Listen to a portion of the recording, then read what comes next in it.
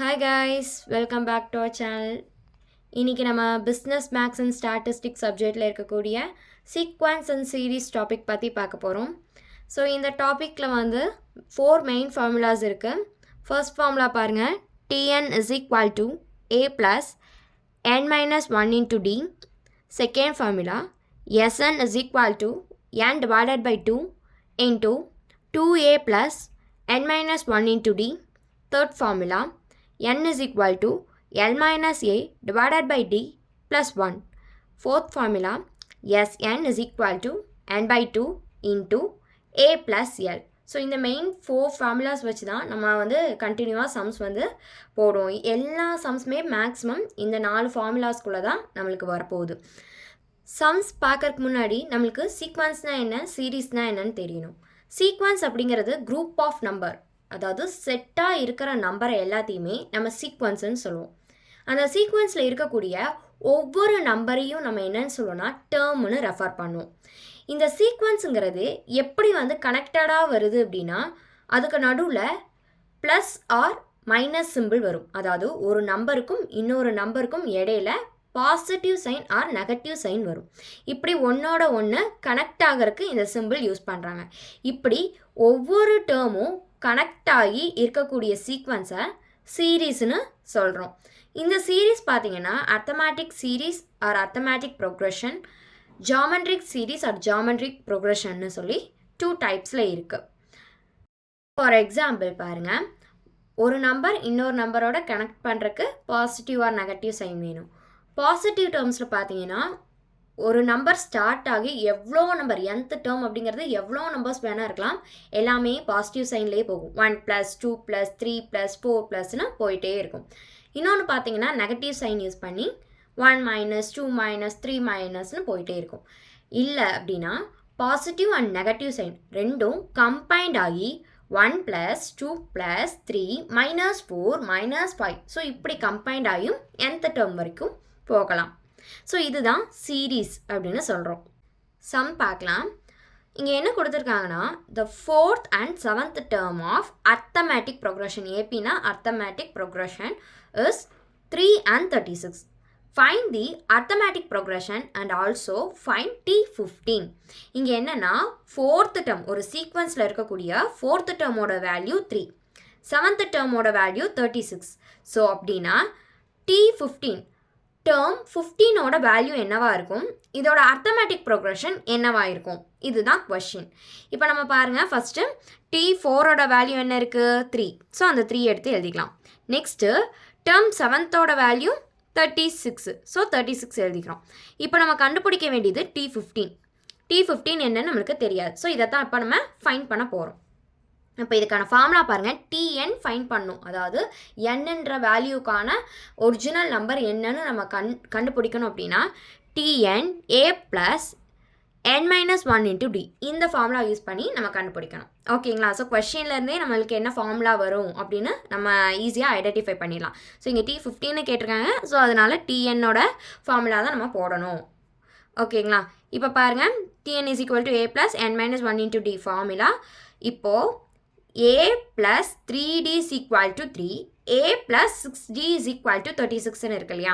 இது என்னன்னா இந்த ஃபார்முலா a plus இங்கே எப்படி 3d வந்துச்சு, tயோட வேல்யூ tnோட வேல்யூ இங்கே என்ன 4, அப்போது nன்ற வேல்யூ 4ன்னு இருக்குது இல்லையா? இங்கே என்ன ஃபார்முலா பக்கத்தில் கொடுத்துருக்காங்க, n - 1, அப்போது 4 - 1 3, ஸோ 3 into d இல்லையா? அதனால தான் இந்த 3d இருக்குது. ஓகேவா? a ப்ளஸ் இங்கே வந்துருச்சு, n - 1 into d தான் இந்த ஃபார்முலா. nக்கு வந்து 4னா 4 - 1 3, 3 into d 3d. ஓகேங்களா? புரிஞ்சுச்சுங்களா? ஸோ நெக்ஸ்ட் என்ன இருக்குது, இதோட வேல்யூ 3ன்னு இருக்குது. ஸோ 3 எழுதிக்கிறோம். அடுத்து அதே மாதிரி a + n - 1 into d ஃபார்முலாவில் செகண்ட் ஈக்குவேஷனை இது பண்ணுறோம். a எழுதிக்கிறோம். இங்கே 7 அப்படிங்கிறது என்னோட டேர்ம், என்னன்ற டேர்மோட வேல்யூ. அப்போ 7 - 1 6, 6 into d 6d is equal to 36. இப்போ இதை வந்து சால்வ் பண்ணலாமா? சால்வ் பண்ணணுன்னா ஒன்று இங்கே பாசிட்டிவில் இருக்குது, இங்கேயும் பாசிட்டிவில் இருக்குது. அப்போ இதை நெகட்டிவில் மாற்றணும். நெகட்டிவில் மாற்றினா தான் இதையை வந்து நம்ம கண்டுபிடிக்க முடியும். ஸோ நெகட்டிவில் மாற்றும் போது ஏவும் கே, அதாவது பாசிட்டிவ் ஏவும் நெகட்டிவ் ஏவும் கேன்சல் ஆகிடும். 3d 6d இருக்கும், இங்கே மைனஸ், இங்கேயும் மைனஸ் இருக்கும். 6 மைனஸ் 3 3 3Dன்னு இருக்குது. அந்த டியையும் கீழே சேர்த்து எழுதணும். அடுத்து 36ல் 3 சப்ராக்ட் பண்ணால் 33. இங்கே பெரிய நம்பரோட வேல்யூ மைனஸில் இருக்குது, அதனால் நம்ம இங்கேயும் மைனஸில் போட்டுக்கிறோம். இப்போ நம்ம டி ஈஸியாக ஃபைண்ட் பண்ணிடலாமா? அப்போ T minus 3D is equal to minus 33ன்னு இருக்கிறத டி இஸ் ஈக்குவல் டு இந்த மைனஸ் 33 இங்கே அப்படியே வச்சுட்டு இங்கே கீழே மைனஸ் 3ஆல் டிவைட் பண்ணும்போது டியோட வேல்யூ 11. இப்போ நம்மளுக்கு 11ங்கிற டியோட வேல்யூ கிடச்சிருச்சு. இந்த டியோட வேல்யூ 11 வச்சு நம்ம இங்கே கொடுத்துருக்க ஏதாவது ஒரு சீக்வன்ஸில் நம்ம அந்த டியோட வேல்யூ 11 கொடுத்து போட்டோம்னா நம்மளுக்கு ஏவோட வேல்யூ என்னன்னு தெரிஞ்சிடும். இதில் ரெண்டில் எந்த சீக்வன்ஸ் வேணாலும் எடுத்துக்கலாம். ஸோ இப்போ நம்ம 1ன்ற சீக்வன்ஸில் எடுத்துக்கலாம். இப்போ பாருங்கள், sub T is equal to 11 in 1ன்னு எடுத்திருக்கோம். ஓகேங்களா? அப்போ இங்கே ஃபார்முலா என்ன? A plus N minus 1 into டியா இல்லையா? அப்போது A plus 3 into 11 is equal to 3. ஏன் இங்கே 3? டியோட வேல்யூ 3 இல்லையா? ஐ மீன் என் மைனஸ் 1 அப்படிங்கிறது 3 இல்லையா? அதனால் இங்கே 3 வருது. டியோட வேல்யூ இங்கே 11, ஏ நம்மளுக்கு தெரியாது, இஸ் ஈக்குவல் டு 3. அப்போது A plus 33 3 into 11 33 is equal to 3ன்னு இருக்கும். இப்போது ஏ இஸ் ஈக்குவல் டு இந்த 3 அப்படியே இருக்குது. இங்கே இருக்க பாசிட்டிவ் 33 இந்த பக்கம் வந்துச்சுன்னா நெகட்டிவ் ஆயிடும், அதனால மைனஸ் 33. அப்போ ஏவோட வேல்யூ என்ன? மைனஸ் 30. ஓகேங்களா? ஈஸியாக வந்துருச்சா? இப்போ நம்மளுக்கு ஏவோட வேல்யூ இருக்கும், டியோட வேல்யூ கிடச்சிச்சு. இப்போ என்ன சொல்கிறாங்கன்னா நம்மளோட அர்த்தமேட்டிக் ப்ரொக்ரெஷனையும் கண்டுபிடிங்கன்னு சொல்கிறாங்க. அப்போ எப்படி அர்த்தமேட்டிக் ப்ரொக்ரெஷன் கண்டுபிடிக்கிறது? அர்த்தமேட்டிக் ப்ரொக்ரெஷனுக்கு ஒரு ஃபார்முலா இருக்குது. அர்த்தமேட்டிக் ப்ரொக்ரெஷன் எப்படி வரும்னா ஏ ப்ளஸ் டி, ஏ ப்ளஸ் 2D, ஏ ப்ளஸ் 3D, ஏ ப்ளஸ் 4D அப்படின்னு கண்டினியூவாக போயிட்டே இருக்கும் nth டேர்ம் வரைக்கும். ஸோ அப்போது ஏவோட வேல்யூ ஃபஸ்ட்டு மைனஸ் 30. ஏ ப்ளஸ் டி இருக்கா? மைனஸ் 30 ப்ளஸ் டி வந்து 11. நெக்ஸ்ட் என்ன? மைனஸ் 30 ஏ ப்ளஸ் 2 இன்ட்டு டி, அப்போ 2 இன்ட்டு 11, டியோட வேல்யூ 11, அதனால் 2 இன்ட்டு 11. அடுத்து மைனஸ் 30 ப்ளஸ் 3 இன்ட்டு 11. இதை நீங்கள் எவ்வளோ தூரம் வேணாலும் போட்டுகிட்டே இருக்கலாம். ஓகேவா? போட்டுகிட்டே போயிட்டே இருக்கலாம். இப்போ நம்ம 30 எழுதிக்கிறோம்.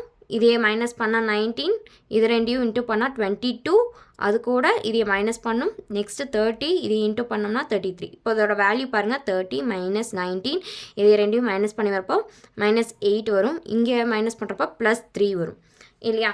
ஸோ இது வந்து அர்த்தமேட்டிக் ப்ரொக்ரெஷனோட வேல்யூ நம்மளுக்கு கிடச்சிருச்சு. இப்போ என்ன பண்ண போகிறோம்? T15ங்கிற டேர்மோட வேல்யூ நம்ம கண்டுபிடிக்கணுமா?